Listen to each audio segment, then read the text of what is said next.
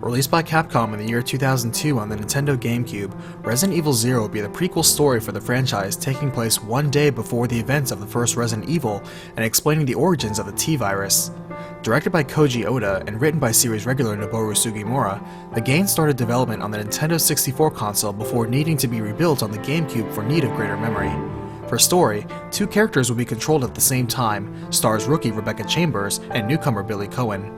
The player could switch between control of the two partners at any time in a new swapping system, which would add new complexity of puzzle solving, combat, and item management.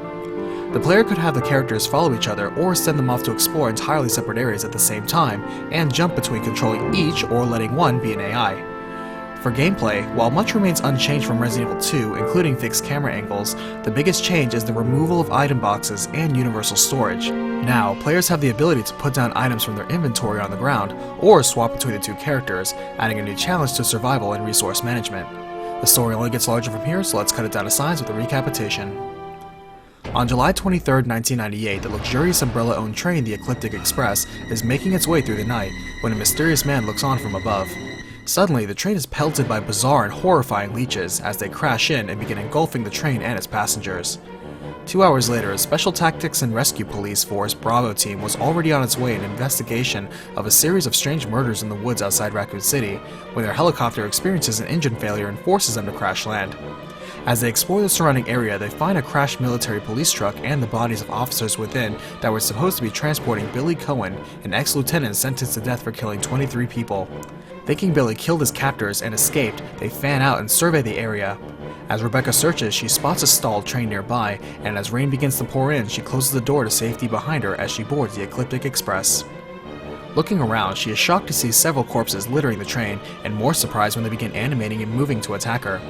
She opens fire and escapes, and finding some journals, she learns the passengers here were to investigate the nearby Arklay Mountains laboratory and check on the abandoned experiments there. They also mention checking in on the shutdown management training facility also in the Arklay Mountains. She is approached at gunpoint by Billy himself, who quickly dismisses her as not a threat and moves on. Soon after, her teammate Edward crashes in, gravely injured and gasping out that the forest is full of zombies and monsters. He dies before long and is soon pursued by some zombie dogs crashing in after him. After surviving that, Rebecca gets a scrambled message from her captain Enrico not to trust Billy, though it isn't long before she encounters Billy again, who proposes they work together to escape alive. She rejects him outright, claiming she can handle herself, but Billy keeps the offer open. Exploring ahead, she finds the body of a man that shockingly liquefies into leeches, which reassemble themselves into a strange mimicry of a well-dressed but floppy man. As she fires at him, he explodes into a mass of leeches that seek her out and almost engulf her, though Billy jumps in and expertly fires them off her body just in time. Suddenly, they all pull back en masse as the duo sees them returning to a man outside, highlighted by the lightning. Before they can wonder who he is, the train shudders as it begins moving again, and they think to check out the engine car and see who's controlling the train. Rebecca reluctantly agrees to work with Billy going forward, and they agree to stay in constant contact with walkie-talkies. With Rebecca's knowledge and ability to mix herbs and chemicals, and Billy's toughness and physical strength, they begin to learn how to work with each other. Encountering and defeating an escaped Scorpion BOW that was being transported, they work past encroaching leeches, unaware of the actions of two Umbrella agents also on the train. Elsewhere, STARS Captain Albert Wesker and scientist William Birkin are overseeing the operatives on the train, wondering how there is an incident in both the mansion and the train that was 3 miles away. Wesker makes it clear he wants the train destroyed as evidence, but this is interrupted as he hears his team get devoured by a sudden swarm of leeches. Now, Rebecca and Billy find the engine car empty but out of control, and work quickly to activate the emergency brakes. The brakes are applied and the train screeches to a halt, but not before striking a few barriers and toppling over to one side. Waking up some time later, the duo was shaken but still alive, and finding themselves in a strange new building. Billy sees the facility for the famous pharmaceutical company Umbrella, and Rebecca spots a painting with the exact same likeness as the leech man she encountered before. The painting is actually of Dr. James Marcus, the first general manager of Umbrella, and they are unaware again of Wesker and Birkin looking on, though Wesker dismisses Rebecca as a threat. Instead, a new voice calls out Wesker and Birkin directly, introducing himself as the man who released the T-Virus in the mansion and also contaminated the train. He declares his revenge on Umbrella and commands the leeches, who form together Dr. Marcus again, and whom is recognized instantly by Wesker and Birkin. The man explains that Dr. Marcus was murdered 10 years ago by Umbrella and laughs at Wesker and Birkin, knowing they helped with that. Back with Rebecca and Billy, they learn this is an Umbrella training facility for future management personnel, but also see several infected creatures like bugs and birds litter the abandoned rooms, and so they look to find a way out safely. After defeating one especially large mutated centipede, they work past the riddles and secrets of this new puzzle box of a facility and find a journal belonging to Dr. Marcus, noting he discovered a new virus and named it Progenitor, and his colleague Spencer pushed to start a new company called Umbrella with these findings. Marcus allowed a partnership with Spencer, if only to continue his research and testing of Progenitor, leading to him mixing it with leech DNA, and the resulting more powerful virus being named T for Tyrant. Secretly, Marcus began human testing with the T virus, completing his testing with leeches, and was prepared to formally announce T and secure his position in the company. Later, he knew someone was snooping around his lab, but trusted his assistants Wesker and Birkin to deal with it. They find a literal secret dungeon hidden below the facility, but the mysterious man is aware of their presence and lets loose some old experiments to deal with the trespassers. As Billy and Rebecca split up to explore, Rebecca is attacked by the early T-virus primate subjects, codenamed Eliminators, and takes a tumble down a hole. Elsewhere, Birkin is in disbelief at whom Wesker suspects the mysterious man to be, but Wesker stresses the importance of keeping secret the old conspiracy against Marcus buried, lest Spencer's and their own positions at Umbrella be compromised.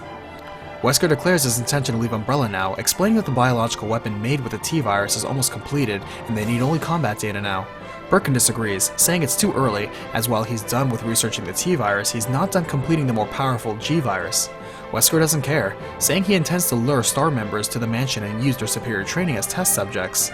So Birkin adds that they can at least destroy this facility with a self-destruct device built in, which he'll find and set off, thus taking care of this loose end. Meanwhile, Rebecca is hanging on a limb and Billy hurries to rescue her just in time. She's grateful, though Captain Enrico calls in, asking her if she's found Billy yet, to which she denies everything. She turns to him and asks him for the true story behind his charge of killing 23 people, saying she won't judge him and just wants to know the truth. Billy explains that a year ago, his unit was deployed in Africa and on a mission to raid the hideout of an enemy guerrilla force, but many of his unit fell in the course of the mission until there were only a few left.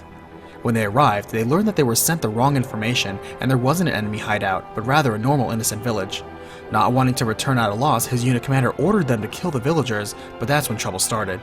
He stops there, though Rebecca is still curious, since she doubts Billy killed even the MPs transporting him.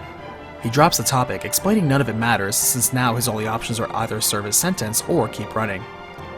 Finding more secrets in this deadly mansion and more deadly experiments let loose, they learn Marcus's leeches eventually formed a collective mentality and intelligence, and acquired curious skills like the ability to mimic humans, especially Dr. Marcus himself. Billy wonders if the mysterious man is Marcus's son or possibly grandson, but soon finds a cable car they can use to escape. They're caught off guard when an Eliminator knocks Billy over a railing and a leech man sneaks up behind Rebecca. Surviving that but now on her own again, Rebecca continues on and discovers a monstrously large and strange humanoid in a capsule. Finding a train elevator and taking it down, she's surprised to run into Captain Enrico again, who says he's looking for the rest of the Bravo team that's disappeared. Rebecca drops that she's actually found Billy, but lost him recently, but Enrico dismisses that. She insists on looking for Billy, so Enrico just tells her to catch up with him ahead as he searches for yet another old mansion in these woods. She agrees, though as it turns out, this will be the last time she ever sees him. She moves ahead, but is suddenly startled by the humanoid monster she saw earlier, now eyeing her down. It turns out to be the prototype Tyrant experiment, prematurely out of its tank, but no less dangerous for it. Rebecca manages to fend off the lunging BOW and succeed in knocking it down long enough to get away, but she's still under the eye of the mysterious man, who is no longer amused by her meddling. She soon discovers Billy unconscious and stranded on some debris in an underground river, but something in the water knocks him away, washing him away beyond her reach. Navigating the water treatment plant, she finds and resuscitates Billy, but they see this is where several older bodies have also washed up. Billy suspects these were victims of Marcus's experiments and mentions Marcus was working on a mother virus. Reunited once more, they focus on escaping again, but don't get far as something else washes up behind them. The T-001 prototype claws out of the water, now mostly regenerated, but more hulking than before. However, it's no match for their teamwork and combined fire, and they escape its clutches again. Crossing a dam, they pause when discovering a room full of leeches and are greeted by the mysterious young man again. They ask him his identity and are in disbelief when the man's face morphs into the long-dead Dr. Marcus's. Marcus chuckles and explains 10 years ago his partner Spencer had him assassinated with the help of his once trusted assistants Wesker and Birkin. However, what no one expected is that the intelligent leeches he cultivated slipped inside his dead body and consumed him from the inside, including his brain. With the memories within now absorbed by the Queen Leech, Marcus was revived in a way by his creation, whom also inherited his desire for revenge against Umbrella, now thinking itself to be Marcus. Revealing the true form of the Queen Leech mimicking Dr. Marcus, it lumbers after the duo, though they succeed in overwhelming it with firepower.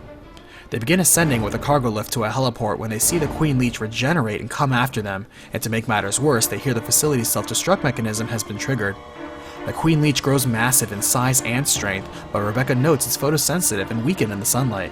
Splitting up now, Rebecca now works to open the heliport gate while Billy distracts the monster as live bait, and down to the wire, their teamwork wins again as they open up the gate, flooding the heliport with fresh daylight. The Queen Leech struggles to escape the harsh sunlight, but Rebecca finds a loaded magnum and tosses it to Billy, who catches it, fires it, and the impact of the weapon staggers the Queen hard enough to force it toppling back down the shaft, where it's consumed by the flames of the engulfing explosion. Billy and Rebecca hurry out just in time as the training facility mansion explodes behind them, destroying the evidence of Dr. Marcus and his legacy.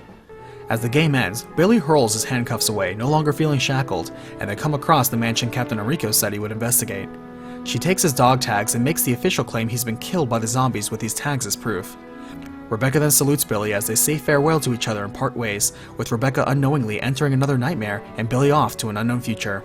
Resident Evil 0 has enjoyed the success of selling over 2 million copies worldwide.